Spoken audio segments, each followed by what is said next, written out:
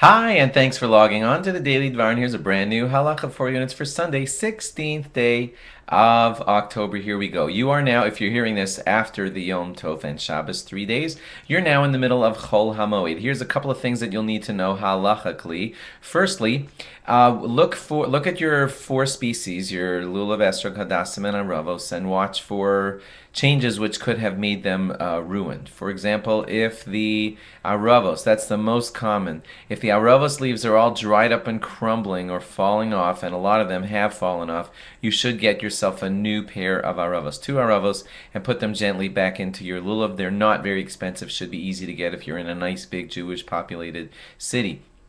The hadassim, hopefully your hadassim are fine. Just be careful if you have been taking them in and out of the handle.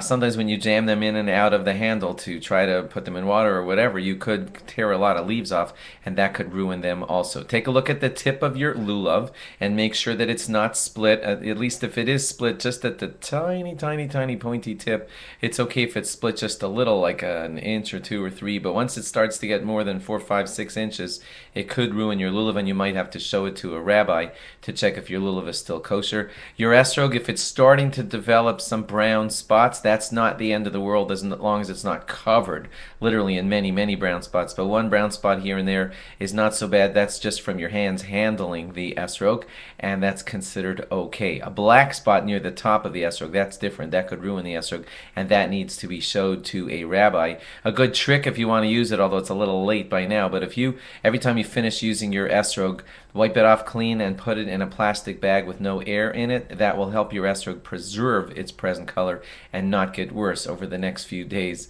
of Sukkot. Remember, of course, all the Alav Yavo and Sukkot additions in your benching and in your Shmona Esreis, etc. Have a good Moed, and we'll give you another law, Mir Tashem, God willing, tomorrow. Thanks for logging on. Log in again tomorrow for more. Bye-bye.